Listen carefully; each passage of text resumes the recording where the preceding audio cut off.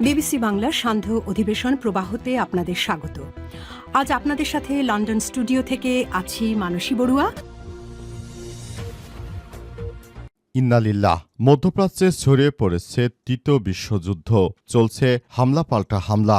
এরই মাঝে আমাদের হাতে এসে পৌঁছেছে যুদ্ধের সর্বশেষ গুরুত্বপূর্ণ সবথেকে তাজা আপডেট সংবাদ আপনাদের জানিয়ে দিব।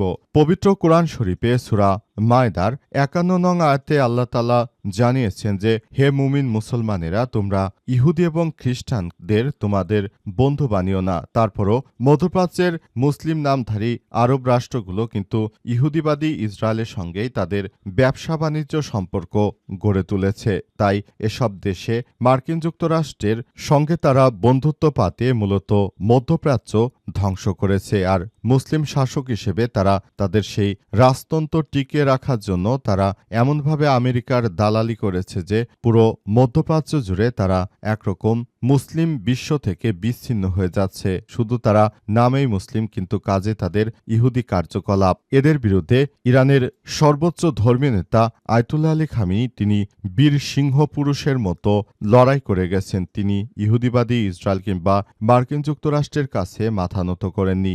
আর এই মুহূর্তে আমাদের হাতে এসেছে এই তৃতীয় বিশ্বযুদ্ধের সর্বশেষ গুরুত্বপূর্ণ সব থেকে তাজা আপডেট সংবাদ আপনাদের জানিয়ে দিব। প্রথমেই জানাবো, মাটির তলা থেকে মিসাইল সিটি যেভাবে বাড়তি শক্তি দিচ্ছে ইরানকে।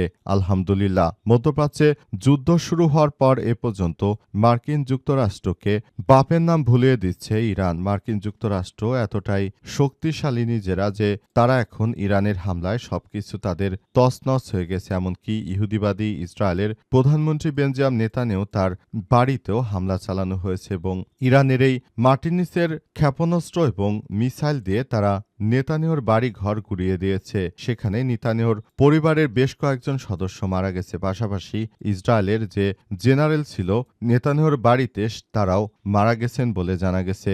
এই ইহুদিদের এবার ধসিয়ে দিচ্ছে ইরান। ইরানের পক্ষ থেকে এমনভাবে হামলা চালানো হচ্ছে যে ইহুদিবাদীরা তারা কল্পনাও করতে পারেনি যে হামলা এতটা ভয়ানক হতে পারে। এরপর জানাবো, যুদ্ধের শেষ নির্ধারণ করবে ইরান, বলছে আইআরজিসি। মার্কিন যুক্তরাষ্ট্র যেভাবে অবৈধভাবে ক্ষমতা দখল করার জন্য এবং ইরানের তেল সম্পদ লুটপাট করার জন্য যে হামলা চালিয়েছিল, সেখান থেকে ইরান অবশ্যই বাঁচবে এবং ইরানকে অবশ্যই বাঁচতে হবে এবং আইআরজিসির সদস্যরা এই যুদ্ধ নির্ধারণ করবে বলে এমনটা জানানো হয়েছে।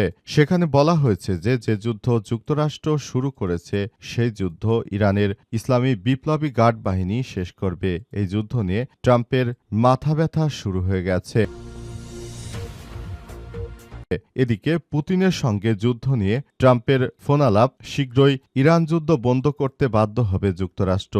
এই খবর শোনার পর বিশ্ববাজারে তেলের দাম ৯% কমে গেছে।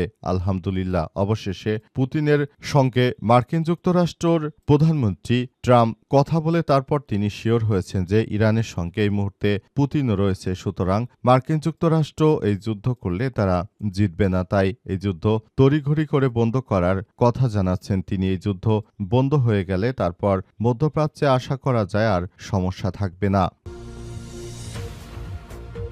জানাবো, ইরানে ফের স্কুলে মার্কিন ক্ষেপণাস্ত্র হামলা, ক্ষতিগ্রস্ত আশপাশের বাড়িঘর। ইহুদিবাদী ইসরায়েল এবং জায়নবাদী ইসরায়েলও অবৈধ রাষ্ট্র মার্কিন যুক্তরাষ্ট্র তারা আবারও ইরানে হামলা চালিয়ে মূলত তারা আবারও মেয়েদের স্কুলে হামলা চালিয়েছে। এর আগে একটি মেয়েদের প্রাইমারিতে হামলা চালিয়ে ১৬৫ জনকে হত্যা করেছে এই কুখ্যাত খুনিরা। আর এখন নতুন করেও তারা আবারও বোমারু বিমান দিয়ে সব হামলা চালাচ্ছে। এবং সর্বশেষ জানাবো, ভারত থেকে আসছে ৫,০০০ ton diesel. Bangladesh petroleum corporation বা বিপিসি জানিয়েছে যে ভারতের আসামের নোমালীগড় রিফাইনারি থেকে বাংলাদেশে ৫,০০০ টন ডিজেল আসছে।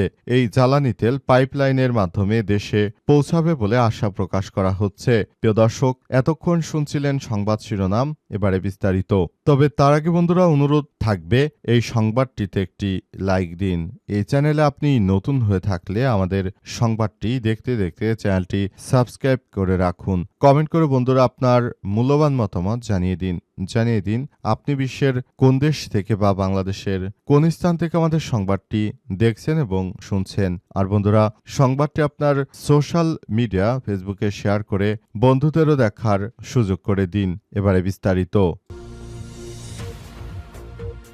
মাটির তলা থেকে মিসাইল সিটি যেভাবে বাড়ছে, শক্তি দিচ্ছে ইরানকে।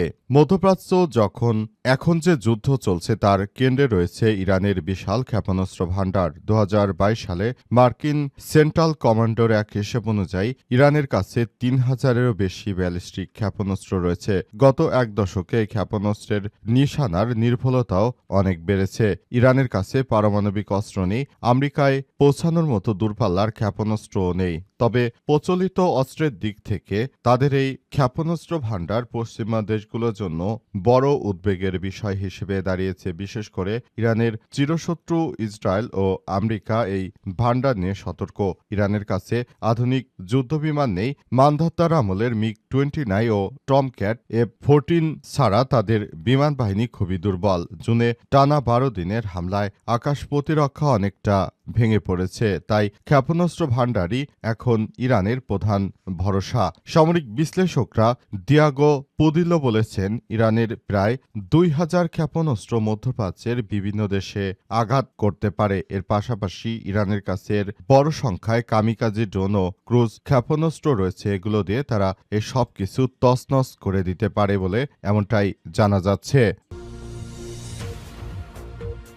যুদ্ধের শেষ নির্ধারণ করবে ইরান, যুক্তরাষ্ট্র নয় বলছে আইআরজিসি।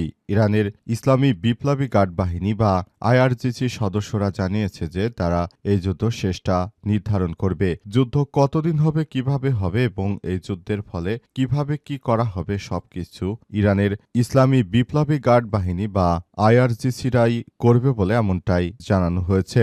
সেখানে আরও জানানো হয়েছে যে যারা মধ্যপ্রাচ্যে এই সংঘাতময় পরিস্থিতি তৈরি করেছে, যে ইহুদিবাদী ইসরায়েল ও মার্কিন যুক্তরাষ্ট্র, তাদেরকে এর জন্য পুরোপুরি জবাবদিহি করতে হবে। পুরো মধ্যপ্রাচ্যে যে ধরনের সংঘাতময় পরিস্থিতি ছড়িয়ে পড়েছে এর জন্য কোনোভাবেই তারা দায় এড়াতে পারে না। তাদের এই দায় নিতেই হবে এবং তারা যদি মনে করে যে আমরা হয়তো ভালো কোনো কিছু অর্জন করতে পারবো বা করেছি, সেটি তাদের জন্য বড় ধরনের ব্যর্থতা। কারণ একটি দেশকে স্বাধীনভাবে এভাবে ভেঙে চুরে দিয়ে তারপর দেশটাকে ধ্বংস করা যায় না।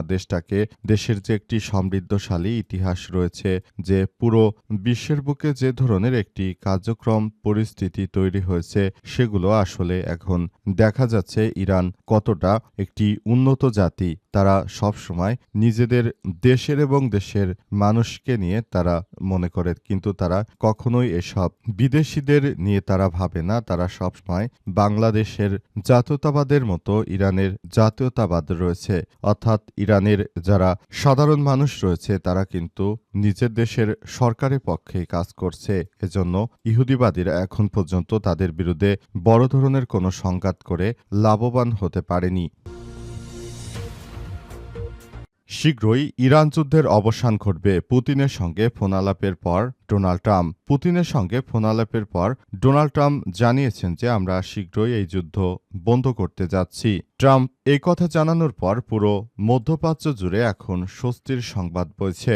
অনেকেই বলাবলি করছে যে এই কন্ডিশন যদি চলতে থাকে তাহলে এটি হয়তো আরও বড় ধরনের একটি সুসংবাদই বটে। কারণ হিসেবে বলা হচ্ছে যে ট্রাম্প যদি এটি অব্যাহত রাখতে পারে তাহলে হয়তো পৃথিবী আবার শান্ত হয়ে যাবে। পৃথিবী কখনোই আবার আগের সেই সমস্যার দিকে থাকবে না। সুতরাং এখনই ট্রাম্পের এই ধরনের একটি বক্তব্য এটি আমাদেরকে অনুপ্রাণিত করেছে। ট্রাম্পের এই কথা শোনার পরই বিশ্ববাজারে তেলের দাম ৯% কমে গেছে। ট্রাম্পের এই কথা শোনার পর থেকেই পুরো বিশ্বের মানুষ একটু ভরসা পাচ্ছে এবং পুরো বিশ্বে এখন এই ধরনের সমস্যাগুলো সমাধান হওয়ার মধ্য দিয়ে আবারও এগিয়ে যাচ্ছে। আর ইহুদিবাদী ইসরায়েলের প্রধানমন্ত্রী বেঞ্জামিন নেতানিয়াহু মূলত ট্রাম্পকে তারা একরকম বিশ্বাস করাতে পেরেছে যে এই যুদ্ধ আসলে ইহুদিবাদী ইসরায়েলিরা ট্রাম্পকে এই যুদ্ধে জড়িয়ে দিয়েছে এবং এই যুদ্ধ আমেরিকার জন্য কোনো স্বার্থই বয়ে আনে না। ট্রাম্প শুধু শুধু মনে করেছে এতদিন যে এই যুদ্ধ হলে হয়তো আমেরিকার একটু ভালো হবে, কিন্তু প্রকৃতপক্ষে এই যুদ্ধ ইহুদিবাদী ইসরায়েল এই যুদ্ধ শুরু করেছে এবং আমেরিকাকে এই যুদ্ধে চাপিয়ে দিয়ে তারা মূলত এমন একটি পরিস্থিতি তৈরি করেছে যে সবকিছু এখন যুক্তরাষ্ট্রের নিয়ন্ত্রণে নেই। এখন সবকিছু ইহুদিবাদী ইসরায়েলের নিয়ন্ত্রণে চলে গেছে, এমনটাই জানানো হচ্ছে। ইরানে ফের স্কুলে মার্কিন ক্ষেপণাস্ত্র হামলা, ক্ষতিগ্রস্ত আশপাশের বাড়িঘর। ইরানের কেন্দ্রীয় শহর খোমেইনে একটি স্কুলকে লক্ষ্য করে আবারও মার্কিন যুক্তরাষ্ট্র থেকে ক্ষেপণাস্ত্র হামলা চালানো হয়েছে বলে জানা গেছে। এই ক্ষেপণাস্ত্র হামলায় সবকিছু তছনছ হয়ে গেছে। ওই এলাকার স্কুলটিতে বড় ধরনের হামলা চালিয়েছে মার্কিন যুক্তরাষ্ট্রের বাহিনী। হামলা চালিয়ে এর আগে একটি মেয়েদের প্রাইমারি স্কুলে হামলা চালিয়ে তারপর বিপুল পরিমাণ মানুষের ক্ষতি করা হয়েছিল। বর্তমানেও সেখানে আবারও এই ধরনের আক্রমণ চালিয়ে মোট কথা সেখানে আবারও বড় ধরনের একটি ঝুঁকি তৈরি করেছে তারা। এই ঝুঁকি এতটাই সমস্যার মধ্যে ফেলেছে যে এখন একরকম বড় ধরনের সংকট ঘনীভূত হয়েছে। বিশেষ করে মার্কিন যুক্তরাষ্ট্রের বাহিনী তারা নিরপরাধ মেয়েদের একটি প্রাইমারি স্কুলে এই ধরনের হত্যাযজ্ঞ চালিয়ে মানবতাকেই তারা ধ্বংস করছে। তারা যতই বলুক যে তারা মানবতার জন্য কাজ করছে, কিন্তু প্রকৃতপক্ষে তারা মানবতা নয়, বরং তারা শুধুমাত্র নিজেদের মতো করে এই যুদ্ধ চালিয়ে যাচ্ছে। এই যুদ্ধ অত্যন্ত দুঃখজনক আকারে হতাহতের সংখ্যা বেড়ে যাচ্ছে এবং এই যুদ্ধ চালিয়ে মূলত বিশ্বের সবার সঙ্গে ট্রাম্প যে নীতি গ্রহণ করেছেন সেই নীতিতে পুরো বিশ্বের মানুষ তার উপরে ক্ষুব্ধ হয়ে পড়েছে। কারণ হিসেবে বলা হচ্ছে যে তিনি যদি ভালো শাসকই হবেন তাহলে এই ধরনের যুদ্ধ বাদিয়ে তিনি কি ফায়দা হাসিল করতে চান।